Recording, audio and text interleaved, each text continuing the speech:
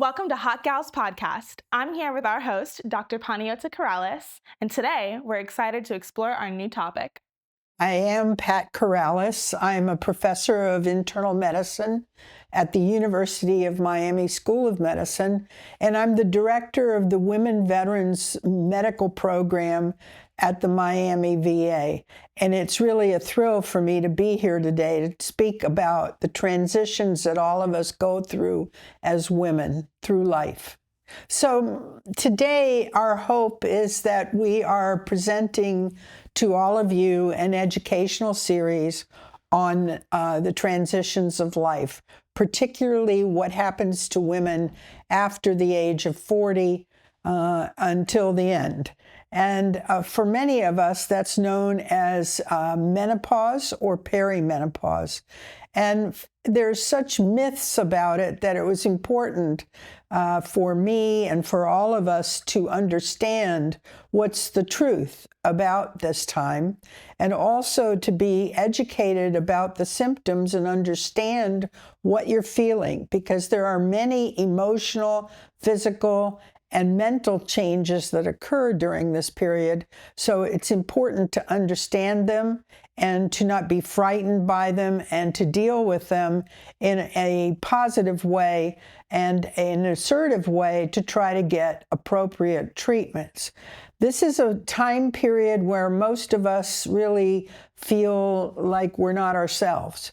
And so, again, it's important to embrace these changes and not run away from them and not feel overwhelmed by them, because there are treatments and there are ways by which we can mitigate these symptoms. Also, I have to tell you a disclaimer, because even though we're talking about medical things and medical treatments, I'm not your physician. It's important that you not just rely on me or rely on Google, and go back to the persons who know you the best, your healthcare providers, and ask them the pertinent questions and seek from them the appropriate answers on how to deal with your symptoms. Yes, and I also want to point out how important it is, I think, for a younger generation looking forward to ask questions and be able to advocate for your health and, answer your curiosities. So with that, let's get started again. Where would you like to start off? Well, I think probably the starting point for most people is, what is menopause? What are we dealing with? What are the transitions due to?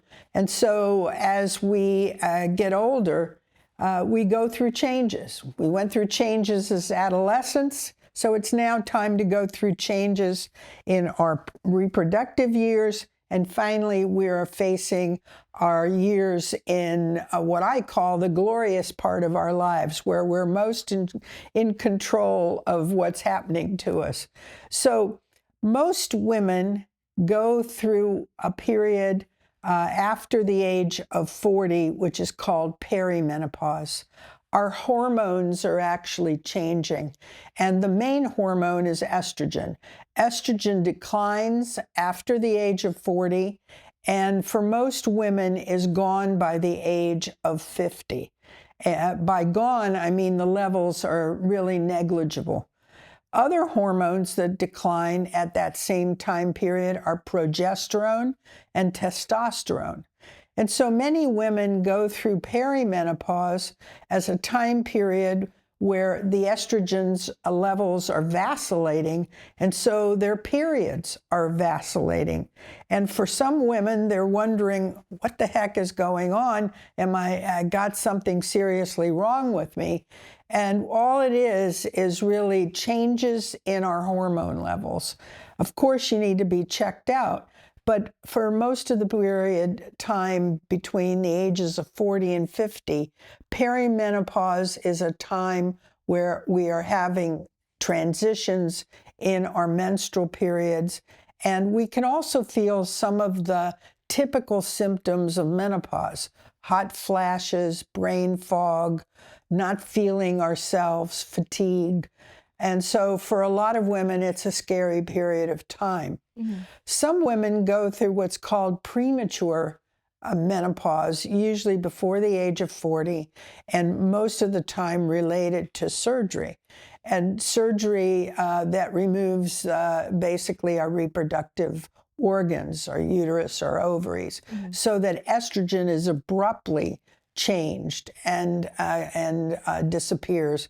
And the symptoms we have with that premature menopause are a little bit different and more severe usually.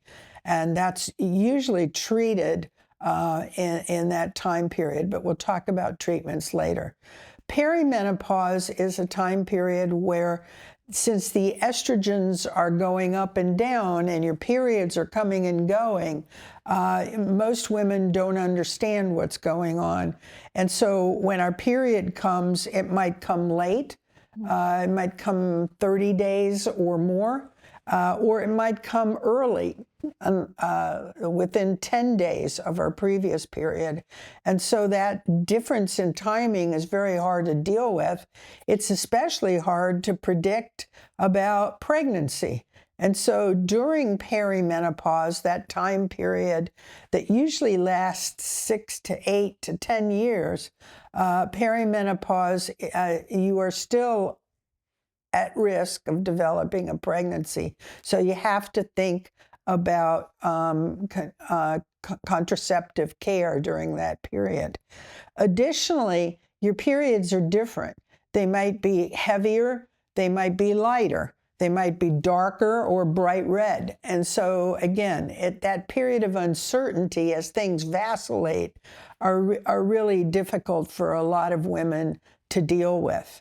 Once we hit the age of 50, which is the usual time period for the development of menopause, between the ages of 50 and 51 and 55, that range is the usual age of menopause. So some women do have true menopause, which is called premature menopause, before the age of 50. What is menopause? It is a complete stop in your menstrual period. What do I mean by that? I mean that the estrogens are so low and almost negligible that you no longer produce that hormone, you no longer produce progesterone, and you no longer can get pregnant. Your period of reproduction is over. And the way we diagnose it is not by getting laboratory, although some people need laboratory to be confirmed that's what they've gone through. It's a history that you give us that for the last 12 months, for 1 year, you've not had a period. So for some women, that's a time of rejoicing. No more periods, no more pads, no more Tampexes. So we're really happy about that. And for some women, however, it is a flashing light. I'm old, I'm aged. It's all over. That's not true. It's just when your reproductive time period has stopped. You can no longer produce babies, and you can no longer, therefore, have a period and have the hormonal support for other things. Estrogen is a hormone that supports a lot of different things. And so when it's gone, some women particularly will feel fatigued. They'll feel hot flashes, which is the classic hot mama that we're talking about. And those hot flashes can be mild for some women. They can be extremely severe. They can be short-lived during this time period, or they can be very long. Unfortunately, women of color are more likely to endure a longer period of hot flashes, up to 10 years, once they hit menopause. I look forward to that, yeah. Okay, and others don't. Others can have a very short period, usually maybe 2 to 6 years. And are very mild, doesn't bother them. For other women, it can be multiple hot flashes on the hour of every day. And when I say hot flash, I don't mean you just feel a little hot. I mean, oh mama, give me the air conditioner, put the fan on me. I'm Stick your head in the burning. freezer. Yeah. Okay. It's really a feeling of overwhelming burning. And as I said, for some people, it can be very severe and disruptive. And it's associated with what we call sweats. It can be associated with night sweats, where you drench your pajamas. Again, those can be managed. Those are not something that you have to endure or struggle through. And in some instances, they are recognized as a disability with accommodations that can be made. But for the most part, women have had to struggle for attention to their symptoms. And there is, unfortunately, a lot of naysayers out there, which includes my profession, that say, well, that's a part of aging. No, it's not a part of aging. It has a specific cause. It has a pathophysiology which has been determined now, and people can do something about it. So it's very important to realize that. And actually, as all women, we should be demanding attention to our medical symptoms. It hasn't been until the last 20 years that there was actually a large study done in women starting in the 1990s, which was a women's health initiative funded by Congress. They finally woke up to do something. And in the meantime, the studies since then have not been as frequent. And when we're talking about research, we're really talking about trying to find things that will help the individual, that will prevent deterioration and disease. How many products are there for men's erection? I can count them on my hands and toes. How many products are there for women and their libido and erection? I can't even find my fingers and toes. So it's very important to realize that as a collective, we can demand care.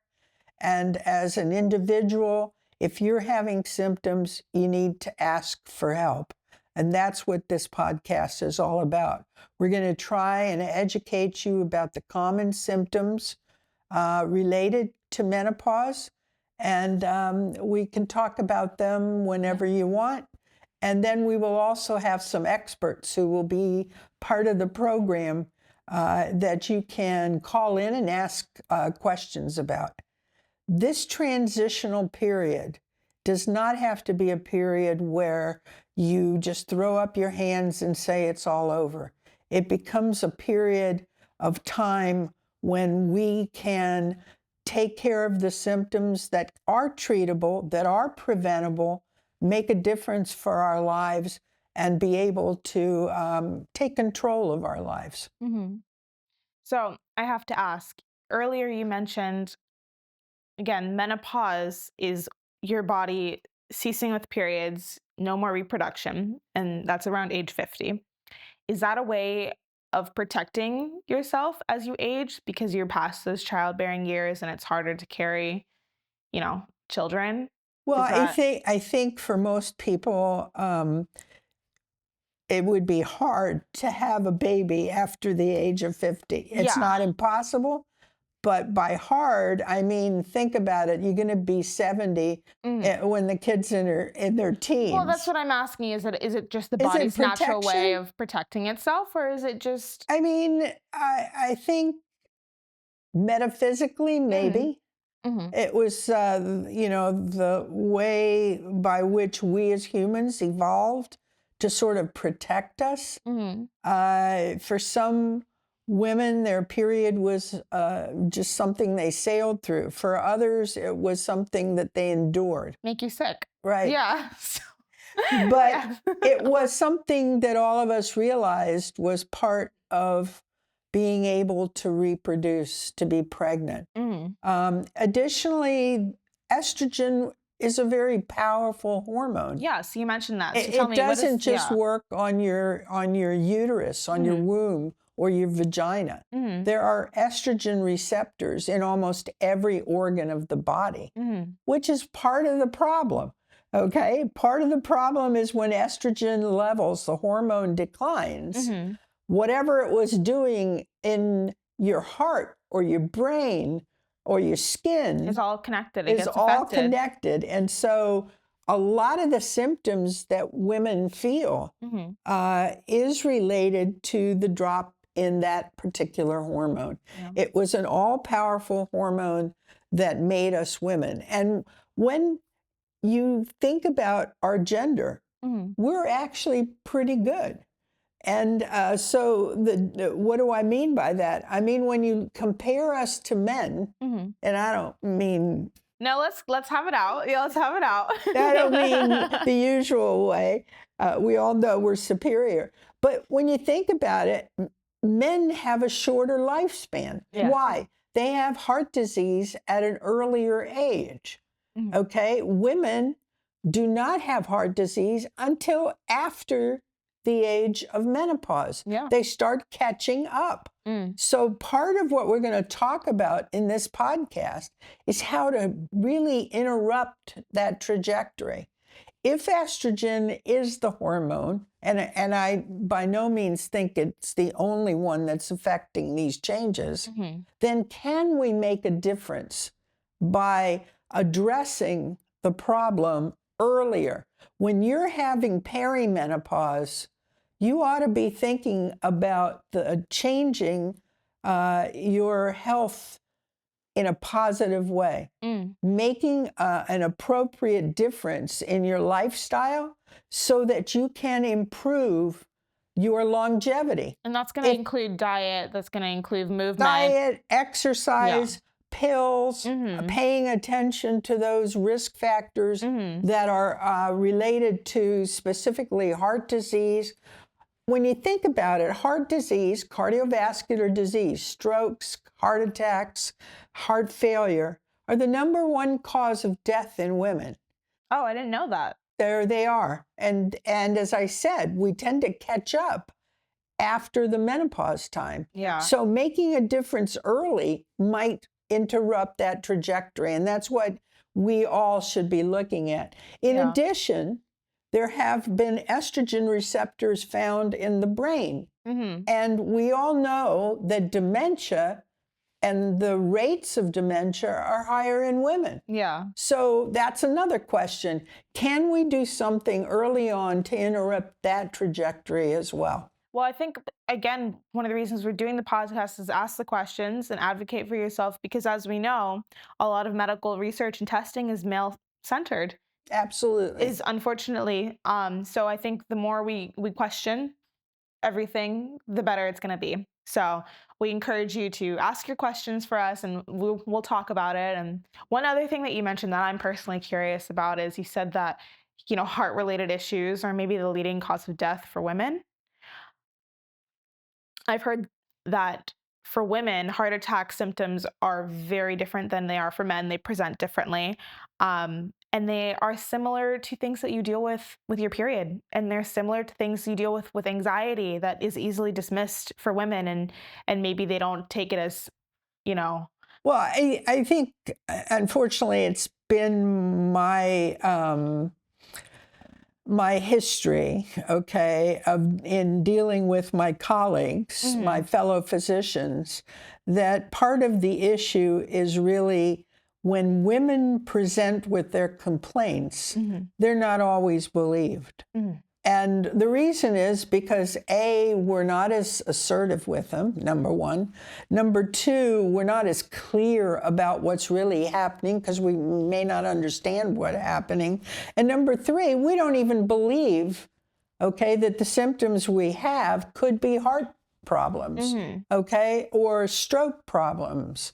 And for many, many women, we fear breast cancer. And breast cancer is something that, we've all sort of been indoctrinated to get our mammograms, to feel for lumps, And I think we understand that. But the fact that we can have a heart attack like a man, we don't understand. And we don't pay attention to it.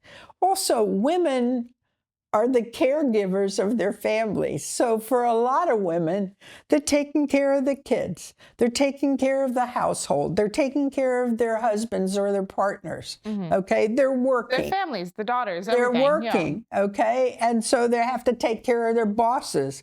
And so it's very hard to pay attention to things that are important, let alone to think in a preventative way about losing weight, monitoring your blood pressure, stopping smoking, and all the things that are very eating right, exercising, all those things are important. Yeah. I think the American public now is really into losing weight. Why? Because there's an easy way of doing it.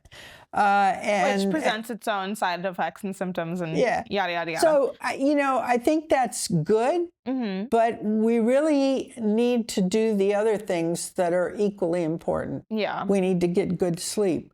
We need to exercise. Yeah. We need to eat right.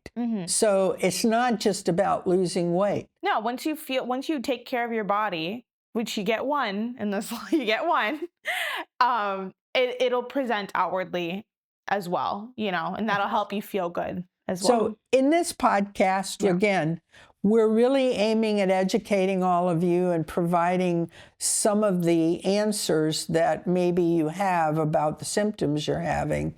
Additionally, we hope to dispel some of the myths about menopause and about hormone treatments because there's been a revolution in treatments available.